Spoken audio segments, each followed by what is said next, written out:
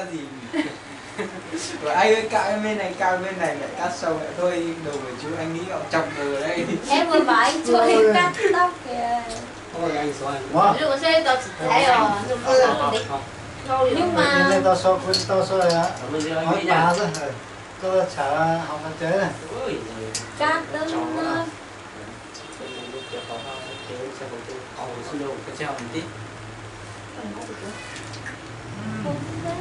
Đẹp vẫn lo nó cao luôn không? Chú. Cho chú nó mang được cái tuổi rồi. Cái là gì mà nó máy rồi. Mấy người đàn này nó uống rượu xong đi tắm nữa. nó sẽ dưới kho cho nó học cái tiếng. 또 어디 술 먹어야 되지 않지? 하다 이거 떨리다 떨리다. Chúa. Cuối mùa anh. Còn cái khô nữa. Chẳng cùng nó 떨리는 그 한, Phải 떨리는. liên hệ. Nhà hỏi nhà chú chưa còn đâu mấy trước. Em ở trên đấy cuối mùa mưa to lắm.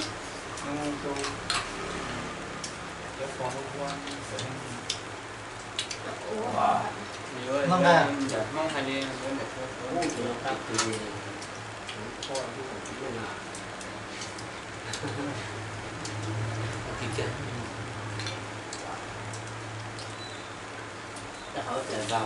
Em cho gặp bao giờ nhà họ ăn xem nào. Biết ngay mà. Dạ. Đây thì nó Còn bún già. Bây giờ cô sẽ gọi trắng là rong trắng con ra trắng rong. Đến ra. Tại Để vì nó xem mà. Tại vì cứ xem cái trắng. Đứa nào uống à? cái trắng này có đứa bạn nó trang có mua trắng luôn nè. Em nhìn anh Chuông. Đấy em biết ngay à. Ông lại cửa rong Mất như cảnh là rồi, mất cảnh mất bao nhiêu gì chứ Chẳng hạn. Đi bạn đi ngon. Ai à? chưa hở. Chưa hở. Xóa ra. Thì mưa chưa nào? Nó chỉ nó chua dễ cả tí. Tại sao giờ muốn trắng rồi. Ổn xử ra các bạn. Ôi. Chúng học được nữa.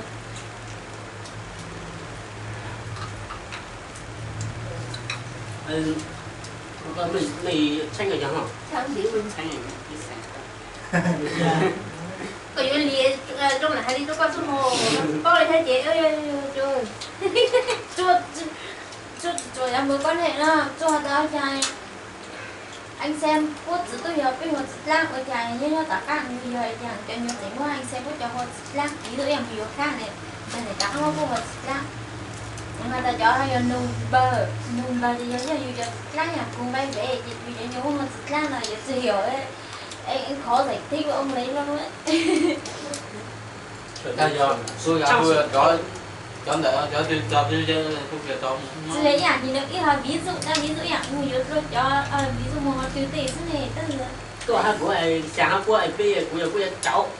Xong rồi là vô của ai cái tiếng của sẽ lấy nhiều có hú co dữ nhiều dữ ai ứng thì rồi với chuyện thôi nhiều khó đây đi là nhiều tích. là ví dụ đấy anh điên phải nhé rồi em này lùi á rồi mày thôi rồi mày đi to hơn có xanh cái ít thôi. giờ phải sửa một chút mà đây chỉ ta chỉ nói chi Có chút xì ra mua má đi. Giờ sao hỏi đi? gì cho ngọn lửa phớm Những xì ra một cho vào đúng rồi. giờ là gì có gì kéo là gà Để cho giống chích chích nữa. thôi nó anh đi phát mũi là lại rồi đi mà có ba đứa mà chưa vào phòng đúng rồi nhưng mà người ta thả say gì thả say ta thả chưa bị đó tỏ với em vui Qua nó thế. tôi là con người nó là cái nó trong bạn nó cũng là nó trong nó như đây mấy nè thì con nó là cái đàn mà đại nước đâu mà biết rồi thì đại nước hành nước rồi mẹ là nó nói là hành nước không chưa được rồi biết nó nhớ tại nhà con nó không được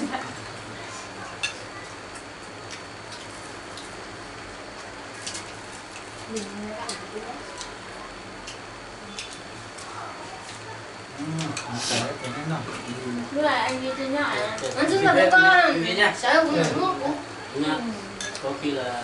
tới hay Có có cái hộp không? có gì sao đó không Anh đi mà đây Thành con gì không Ê. anh đi anh nếu mà Đứa thì báo hiểm được Cái bụng cũng chưa chắc chắc là Cho nó cái đấy thì chưa xác định được Đúng đâu. rồi. thì học Nhà vấn đề thì đó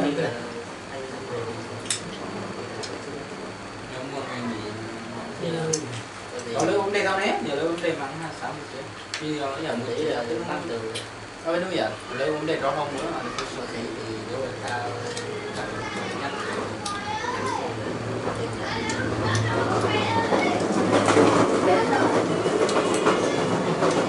sự mà nó dùng ra này sự lo lị đó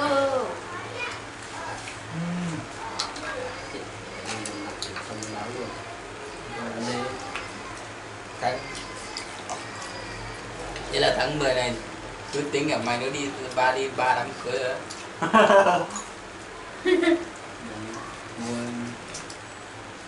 ngày mai là đi cố một ông này tuần sau đi cố một ông nữa một bàn nữa cứ tính mất chất luôn nó lịch tâm lý mà giờ thấy biết sự cho bảo hiểm nó lị thì như tiền chẳng lưng đó cả đầu vụ bé đến để tôi chết chia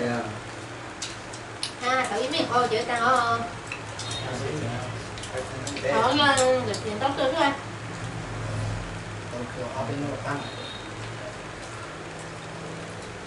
đến thế nè mà mấy năm thì ngày xưa có chẳng ra cái nhìn hay quá là gì nó chứ đâu chót rồi chỉ số đại lớp 9 ai đưa à này tụi họ xe chúng mày có con này à chỉ chín chín thế thì nói chung là rồi gì sống với nó này cả cái đó 60 tạo hôn nữa chỉ cộng nó nhiều có lớp 8 à lớp 9 cô nhà có lớp 8 à cái lớp 8 nữ thì đi học đủ 8 nữ học có lớp 30 mấy nữ thì có một tên bên năng nữ thì lấy tự gì tính là rất tăng hiểu trong tuổi tức tạo hôn không giờ như là lấy tức tính tạo hôn ta là tính chung trang là cha mẹ con chung ta là tính là đức sinh ta mà nên là xây rồi đấy là xây thôi phải phải là đi trước đây em không đi làm 21 tuổi là có già rồi, con đấy tôi là có già rồi. bây giờ người ta ngoài 30 cũng chưa lấy Em bảo với chị bảo là em nói lúc 12 lấy chồng luôn rồi. Tính tuổi như chị bảo là mày nhớ chú hay bảo gì chị ông sao bảo là hình như vẫn còn trẻ. Chị Hoa bảo thế mà trước tôi bảo là hỏi lúc 12 lấy chồng luôn. họ chúng tôi rồi Tôi hỏi là nó bị lo với ta càng ngày càng giờ thì cha nó cũng không chữa đâu các bác phật sư đi đúng không nhưng mà cái này xay nhanh hơn ừ, xay nhanh rồi. xay nhanh ngọt quá vì hấp quá em Rồi có lo nó không muốn ra. cố thế nó cố thế cả cho biết từ chuyện không in đã thông cho in lý à nước thông ở lịch sử à thì lý à bây giờ không biết làm sao được qua ta sinh sao ra nó nghèo mà con lắm từ từ ra con từ Đâu có mới nó gọi cái nữa. ta từ bài đi đi chạy chữa tôi ha thế lâu rồi 2-3 tô rồi tổ về đúng không ta từ nhau